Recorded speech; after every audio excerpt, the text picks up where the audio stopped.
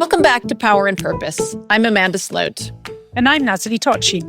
We are delighted to be joined today by Gabriela Ramos, a Mexican economist, former diplomat, and international civil servant who spent 2 decades at the OECD before moving to UNESCO. She currently serves as the co-chair of the Taskforce on Inequalities and Social Financial Disclosures.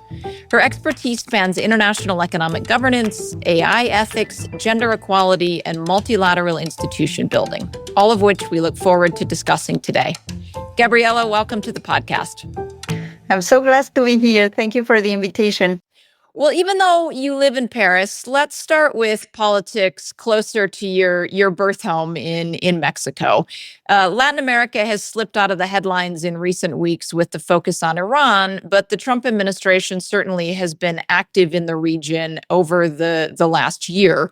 He threatened tariffs to force Mexico to take more action against migrants and fentanyl. He's raised the prospect of unilateral military action against drug cartels. We've seen military action in Venezuela. In February, he helped the Mexican government take down a prominent cartel. How do you see Trump and the United States viewed in Mexico these days? Is the United States seen as a threat? Is it still seen as a reliable neighbor? What's your sense of the bilateral relationship these days? Let me start by saying that it's not about President Trump. Even a president we had in the late last century, he used to say that Mexico was very far from God and very close to the US, meaning it's a challenge. It's a challenge because it's a superpower, because the US doesn't have friends, they have interest, independently of who runs the country.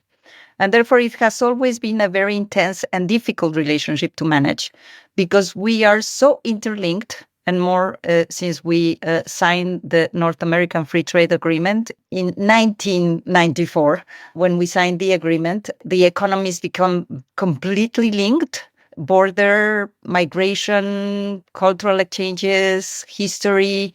So we are very, very linked. And that could be an asset when you have a partner that wants to play game. And that can become very difficult and very risky when you have somebody like Mr. Trump at the helm, because he's unreliable, because he's uncertain, because you don't know what is next, because the measures that he's taking, for example, in all these massive departures and the way he's treating in migrants, or non-migrants, even legal residents, but with their feature, because they look like Mexicans, are a real problem.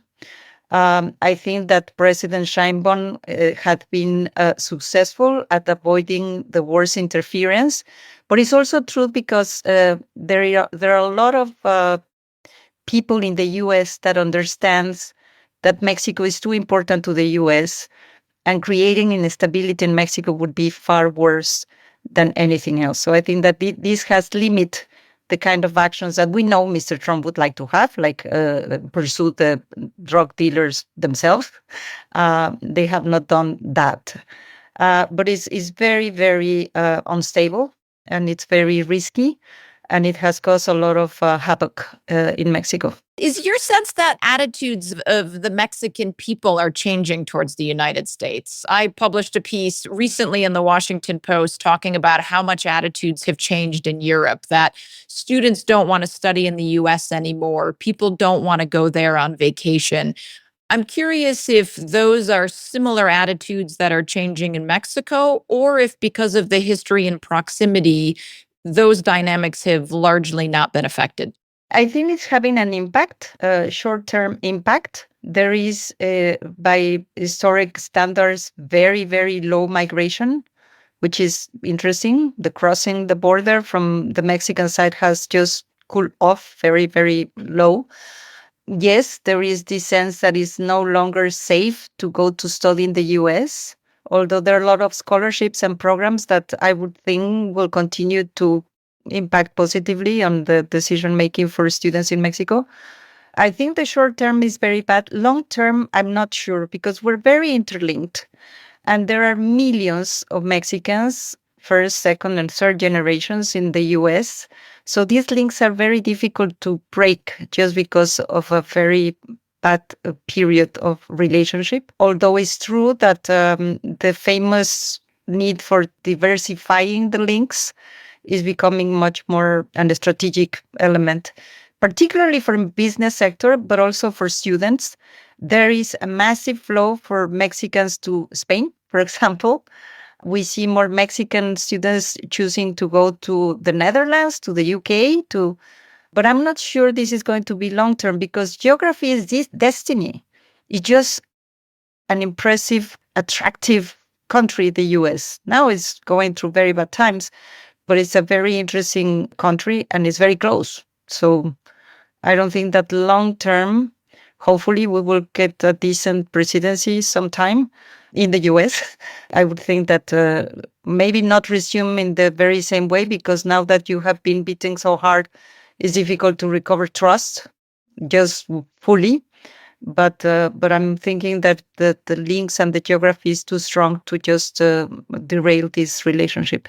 Amanda brought in Europe there, and let me continue with that triangulation, because of course, in many respects, both Mexico and more broadly Latin America and Europe are in a similar predicament when it comes to the United States, and both in different ways. I mean, you used, I think, an incredibly important word, which is diversification. I mean, both are looking at how is it that they can, in a sense, dilute dangerous dependencies. As a Mexican living in Europe, if you could perhaps reflect a little bit about how you see European and Latin American approaches to this question of how to dilute dangerous dependencies, not only in the present, but also given that that trust has been broken, looking ahead into the future.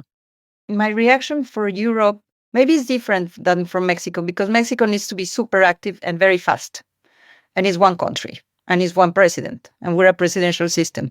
So the limits of what you can say and you cannot say are not so clear as in the case of Europe. The Mexican president has been super strong and therefore she's admired because she has taken a very strong stance. Europe looks somewhat lost.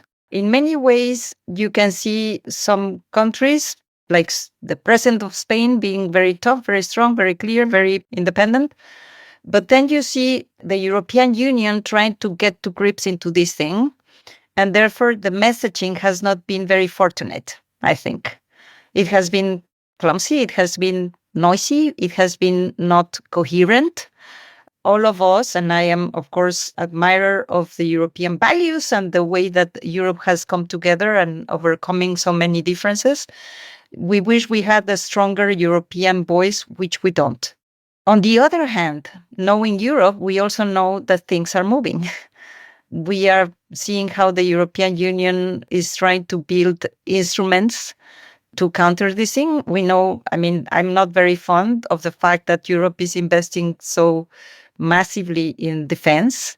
And this probably is not taking the headlines, but this has meant that Sweden or the UK or Germany are diminishing the funds for international development, even for the UK in the very same size than the US, which is just huge. And therefore, I'm not happy about that, but I can understand why the priority of the Europeans is defense. The priority of the Europeans is to see how they can continue supporting Ukraine. I think this decision that they made in terms of they did not get the frozen assets to cover for Ukraine military needs, but they got agreement to put 90 billion euros. And therefore, I think that Europe sometimes is very slow, is very clumsy, nobody understands what is going on, but then it's a scaffolding, and when you take the scaffolding, it looks like, okay. So I'm hoping that this will be the case. The results of the election in Hungary, I feel that we might be able to be faster. That was a real blockage, and many people said it. Hungary has 1% of the GDP of Europe and has so much power in blocking the decisions regarding Russia or the decisions regarding Ukraine. And therefore, I think that we might see that this is going to get faster. Can I zoom out a little bit further, building on that, and ask about your view of what's happening in the multilateral system, which is a space that you've worked in for most of your career? It's no secret that Trump is not particularly a fan of multilateralism. You already talked about the impact that cuts by both the US as well as other countries are happening in the development space. growing conversations about the role of middle powers with Carney. We had an Indian guest on previously. We're talking about the rising powers and roles of the global South and some of these other countries. So I'm curious, in the context of everything we have been talking about and the broader shifts we're seeing in the international system, what your sense is of how this is affecting dynamics within the UN and some of these other multilateral institutions. I feel that multilateralism is really experiencing a very, very bad period. Very bad period because you have the withdrawal of the US of not only UNESCO for the second time. And I went through the leaving UNESCO without the US and leaving UNESCO with the US because we managed to get UNESCO back when I was Assistant Director General there.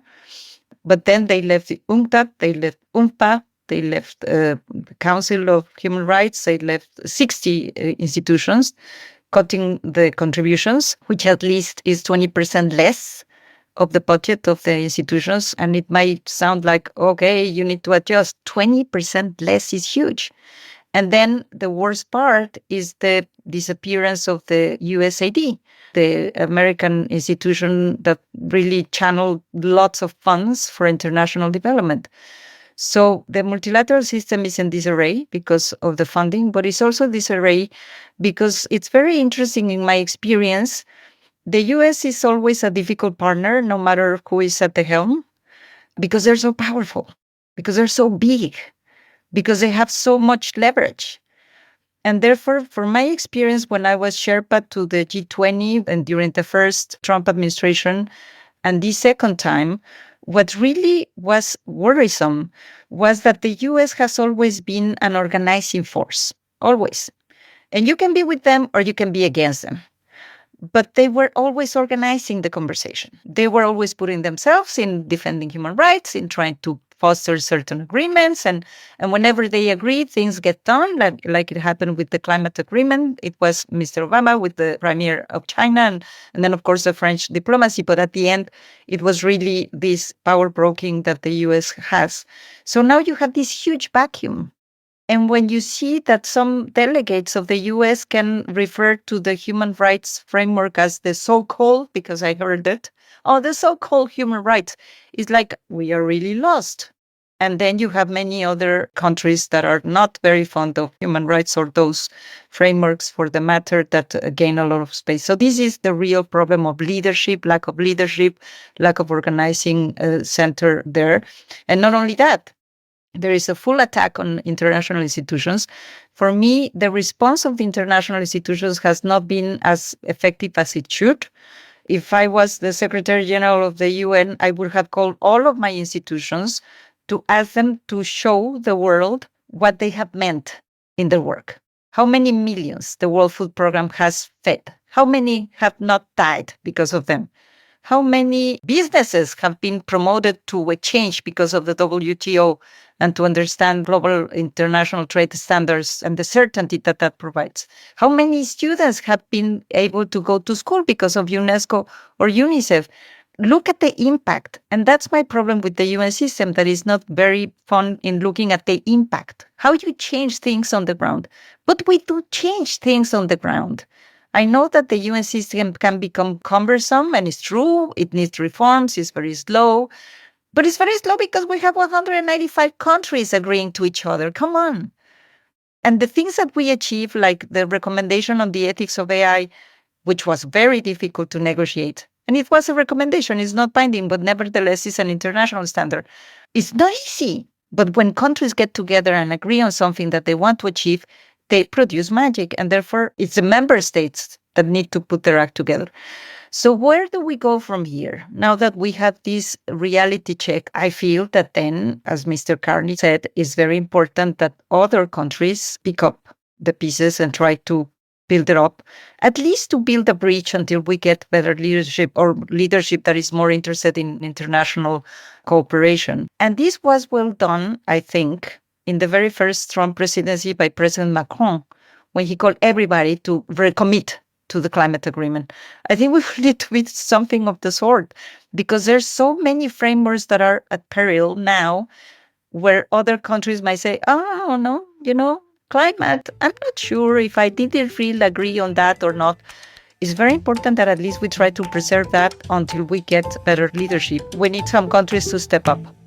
Yeah, I mean, I think exactly sort of building on, global coalitions of the willing in the same way as, this is happening also at regional level, particularly in Europe. I completely agree with you. Well, you've raised so many important issues that we want to circle back to on AI, on gender equality, on the benefits and struggles of working in multilateral organizations. So let me shift this from a policy conversation to a personal conversation and want to go back to young Gabriela growing up in Mexico. You've talked in some other interviews about the importance of your early education in Mexican public schools. I know you did a master's at Harvard Kennedy School. You were a Fulbright, a Ford MacArthur Fellow. Take us back to your thinking when you were young. Were you always interested in public service? How did some of these educational experiences in Mexico and the US end up shaping your thinking about your possible career?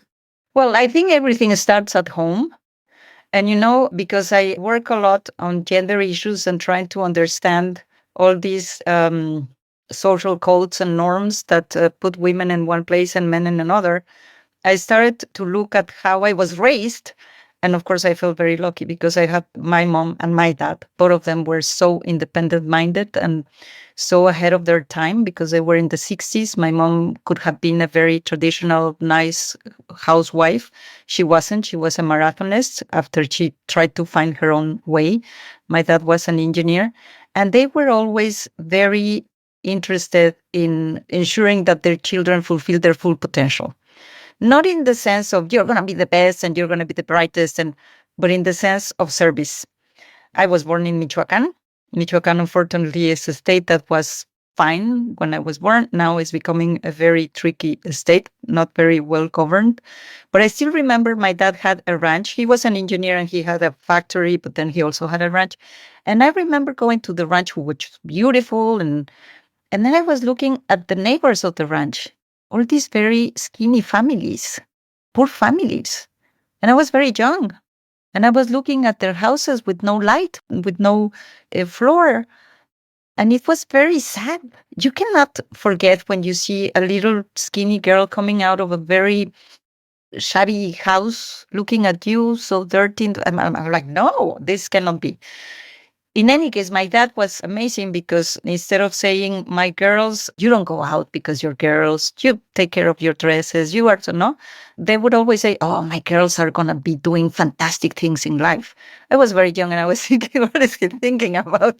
What am I doing? Okay, but he knows because he's my dad. And so these kind of things.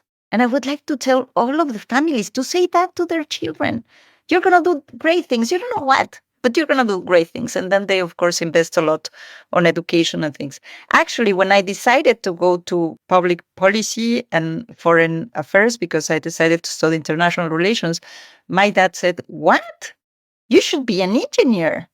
And I'm like, no, I'm not going to be an engineer, because he wanted me to go to his factory.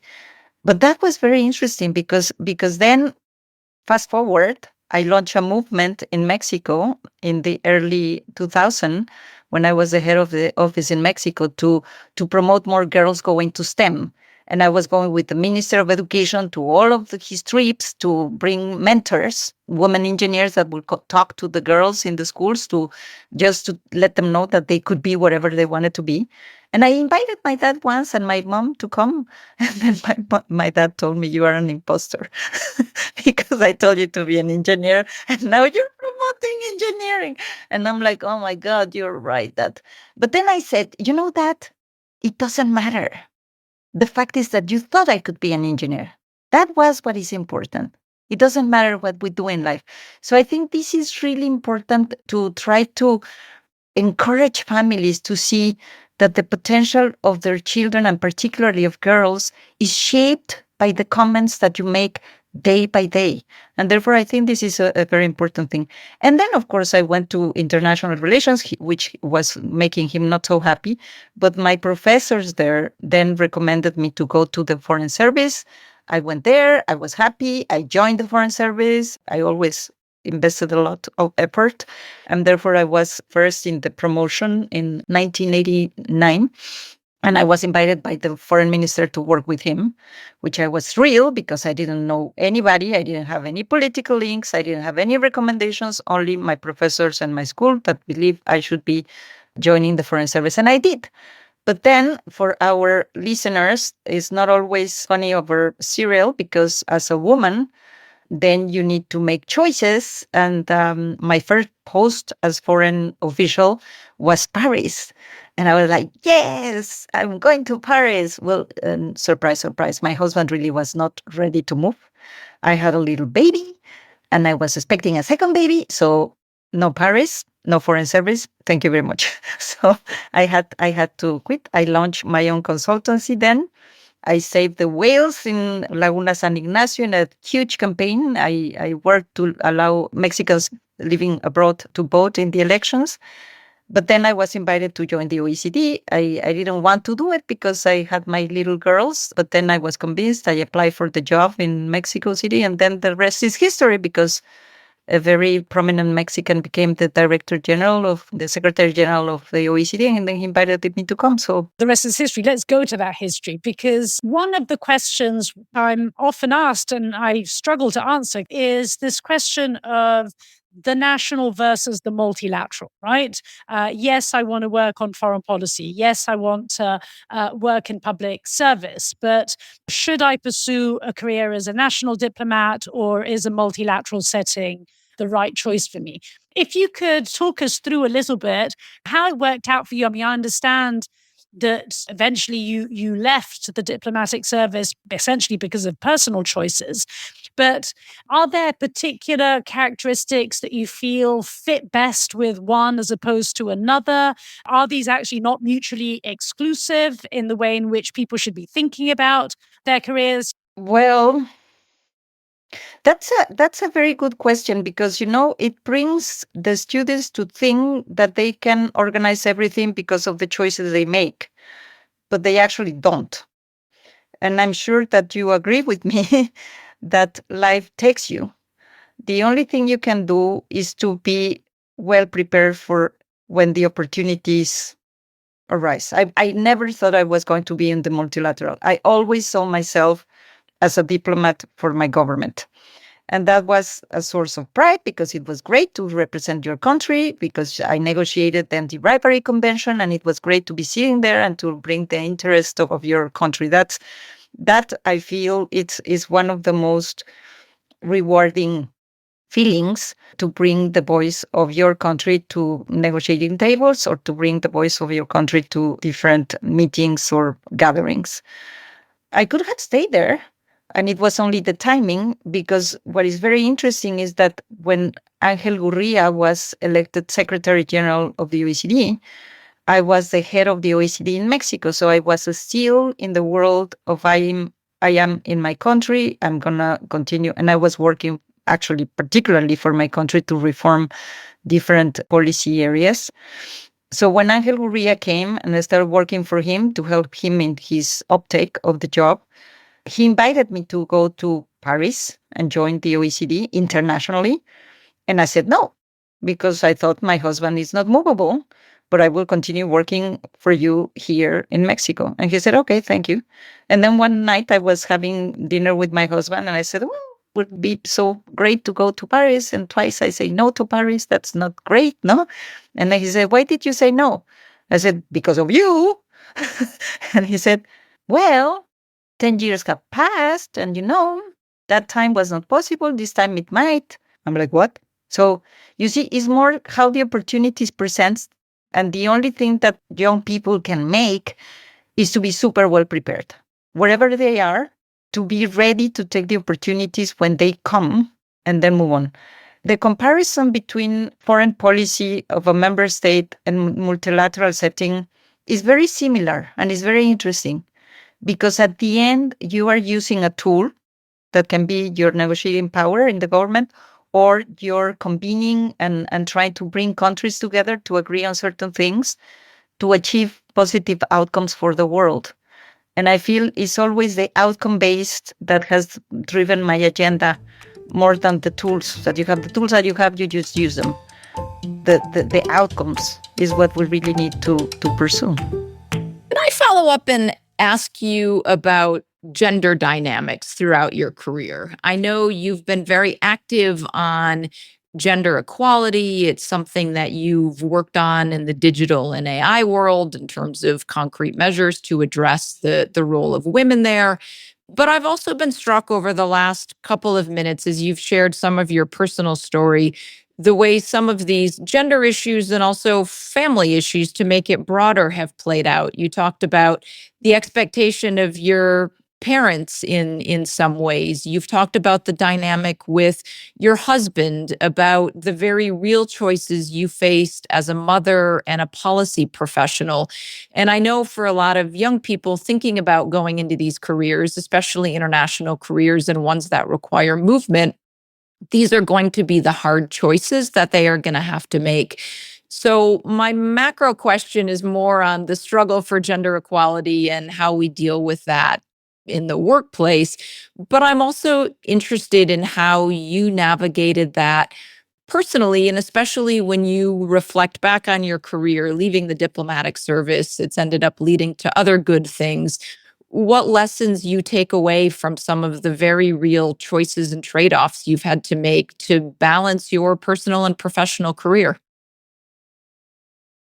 I think you put it right on the spot because it's trade-offs.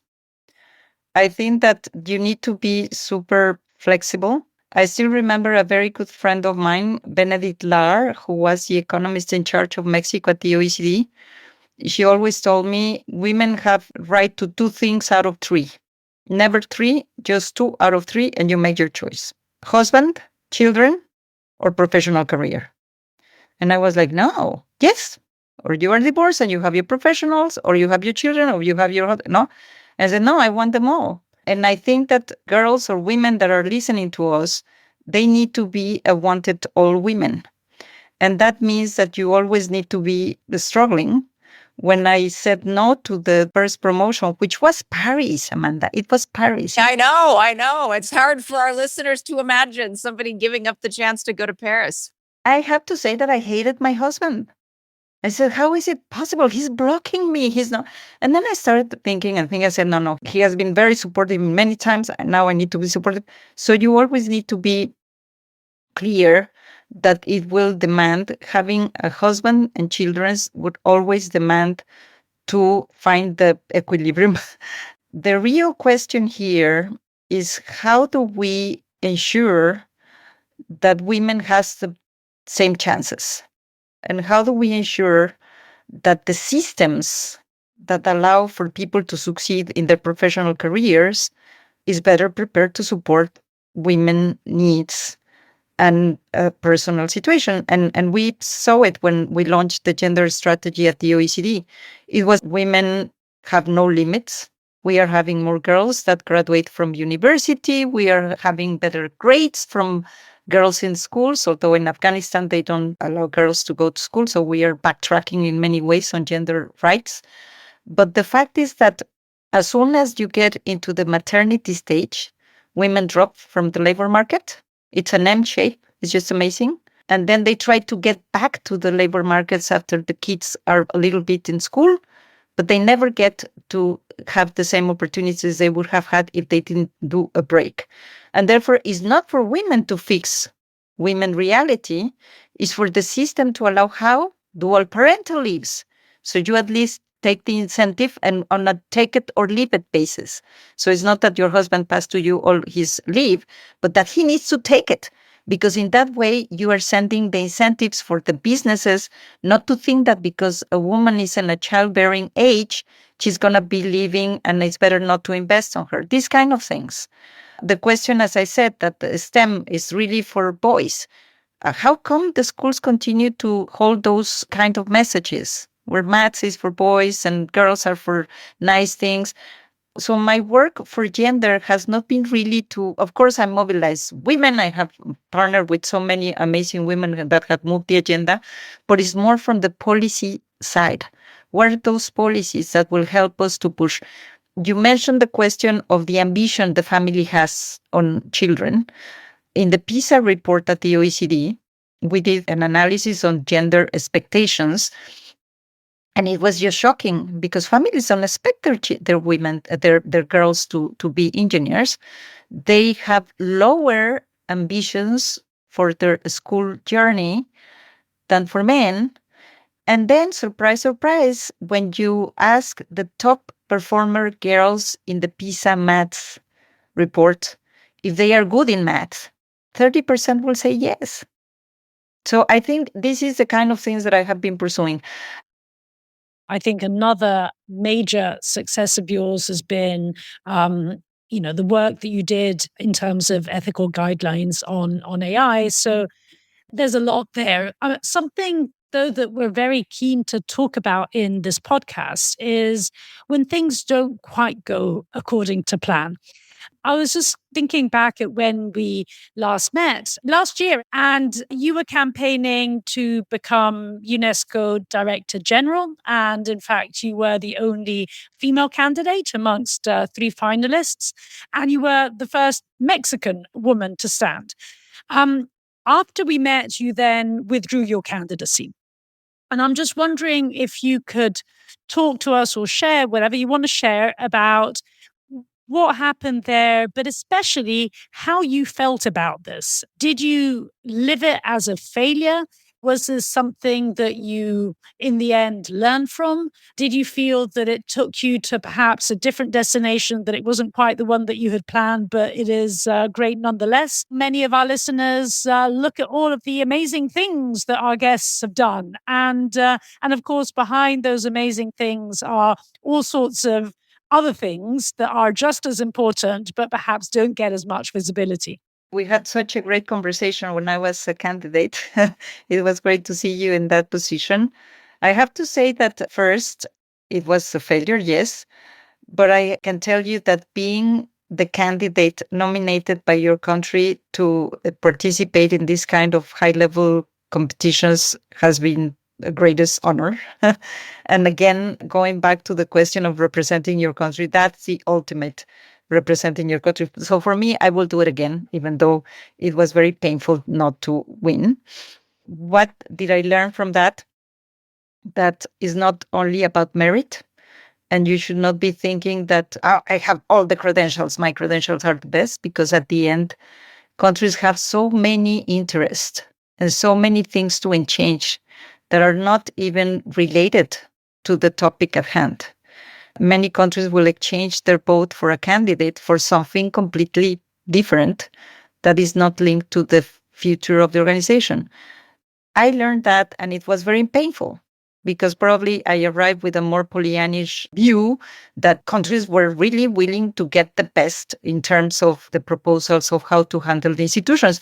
And the best, of course, I defined myself like that because I was the only candidate that had 25 years handling international organizations. I was not working in an international organization. I was the number 2 of the OECD when we reformed the organization, when we transformed it, when we put it in the G20, when we launched the international tax reform. I mean, and then at UNESCO, I had been there for 5 years. I knew where how they say, the corpses were in the closet. Where the bodies are buried, yes. So I felt I had all this experience to really push for a more effective and more impactful institutions. But then you get to see that it's not about that. And I have to recognize also that the Egyptians did an amazing campaign, because first they started 2 years earlier. And because they have been trying to get the UNESCO for the last 3 terms, and the last 2 terms, they just lost it. I miscalculated, because in my quest to be like, yes, it's merit-based, I didn't realize that the Egyptians, having been twice turned down, many countries were feeling that it was really their time. And maybe if I would have been more open to listen to those messages, I might as well put my name, it doesn't matter. But I would have been less frustrated than what I was. And therefore, sometimes when we embark in very important initiatives for ourselves, we might not listen to the real issues. And that's very important, because you are so into your project and to your plan and to your, that you are not listening what people are telling you. And many, and that's why at the end, I stepped down, because key countries that I will not name, but where I'm very close to the presidents, I'm very close to the ministers of foreign affairs. The ministers of foreign affairs will receive me and they will tell me we cannot change our vote because we committed a year ago and we committed 6 months ago and the Egyptians have already delivered. So there were many things that didn't work. It was painful. Yes, of course, because it would have been amazing to be the Director General of UNESCO, for God's sake. No? It's just amazing. But more than anything, because I understood the power of UNESCO. When I moved from the OECD to UNESCO, I thought, what is this place? Because the OECD, smaller number of members, more advanced. I was the chief of staff. My leader was always supporting. We reformed the HR policies. We reformed the audit policies. We were really, we had a Rolls Royce. The OECD was a Rolls Royce. I moved to UNESCO and I was like, my God, I mean, these people are completely lost. The quality of the human resources was not as good and the processes were painful. The UN system is painful. Duplications, competition among institutions, and it was painful. But at the end, I feel that I managed to reform it, but member states always have the last voice, and that's what happened in this case. And I wish well Mr. Elenani, who really did a fantastic campaign, and I hope that he will be able to navigate these very complex times for UNESCO. Thank you for sharing so open and honestly your experiences and your experiences of what was in many ways a public failure, given the publicity around your candidacy. I know we could continue to talk to you for many hours about your fascinating life, your fascinating career, but as we start looking at winding down our time together, I wanted to circle back on another topic that we like to talk about, which is well-being and how you stay healthy physically, sane emotionally, and mentally during very busy jobs in public service. You've spoken about balancing a family life. You've been in situations like UNESCO where there was a lot of uncertainty about whether you would get a job or not. You've worked on very high-profile initiatives.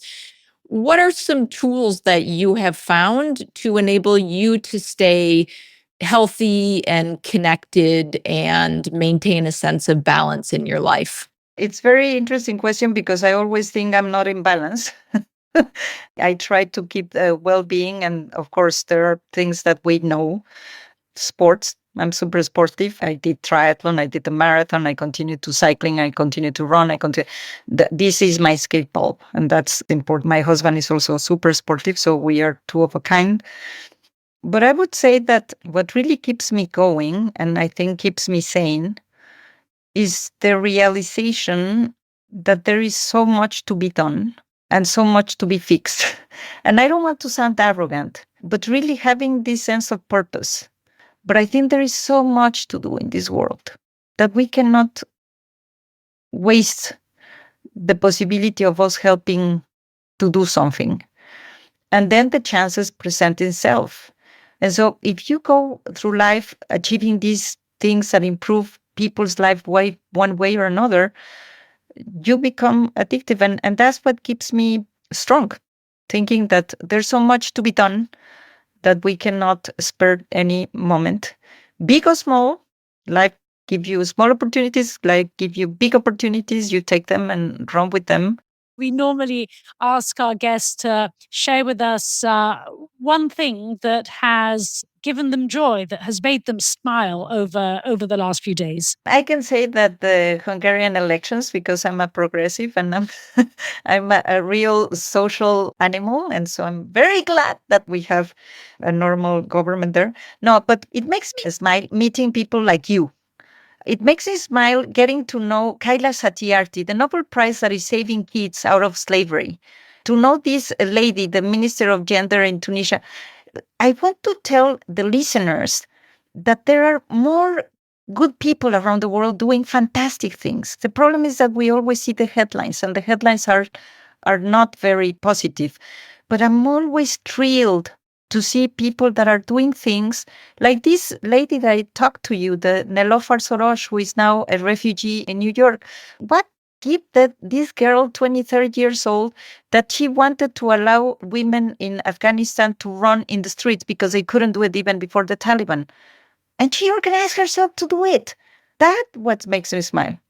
And I think there's so many people like that, including this wonderful podcast. So I will keep on smiling, even though the news and the headlines are not very nice nowadays, but they will be someday.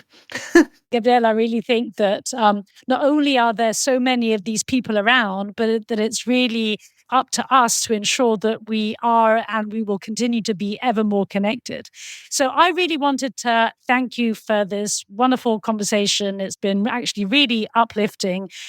You've taught us a lot about what it means to be confident, what it means to be prepared, but also what it means to just jump on the opportunities when they arise and just kind of, embrace surprises when they come around. So thank you so much for sharing all of this with us today.